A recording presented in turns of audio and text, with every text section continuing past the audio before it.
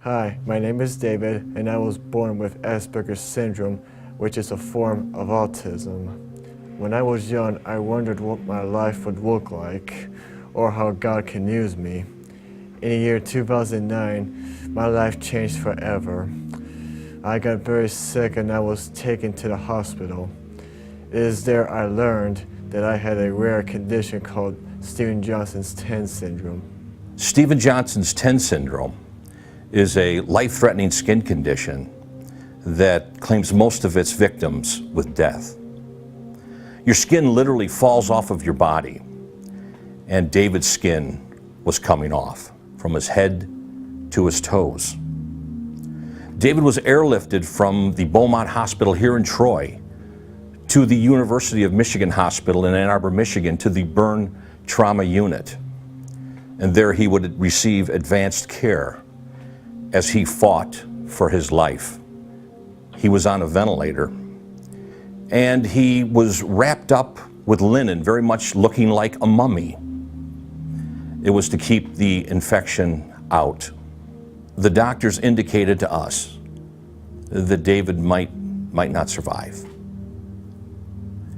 It was then that I knew that he was in God's hands, and that was very comforting to me. I had to rely upon the sovereignty of God. I talked to my wife in the waiting area, and there we talked about Psalm 139. And in there there's a verse 16, that says that God has ordained all of our days before there was yet even one. And I remember telling her that if this is the day that God has ordained for David to die, then I'm good with it. But if this is not the day, then David will not die, and we have nothing to worry about.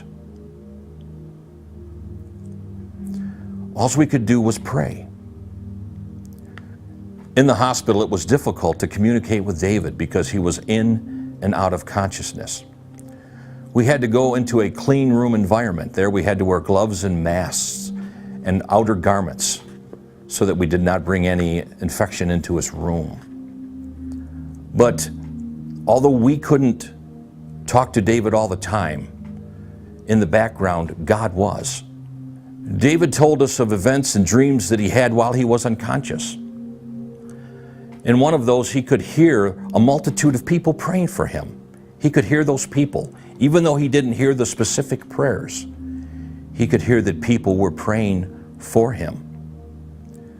David also tells a story of angels that spoke to him and encouraged him and told him to fight. And I asked him, how did he know that they were angels? And he said, you just know. And I saw a beautiful garden of light and a tree full of light. As I stood in the garden, I no longer had autism. I saw myself as a child of God and a beautiful being. He saw a pair of hands, large hands, coming down from heaven, and in the hands was a lamb. And the lamb was placed upon his lap, and he had asked what the lamb was for. And a voice, whom he assumed was God's, told him that the lamb was for his healing.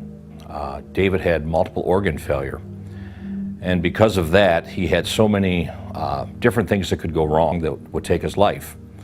So we were praying for those things that were of greatest value first, and one of the first things we prayed for was his liver.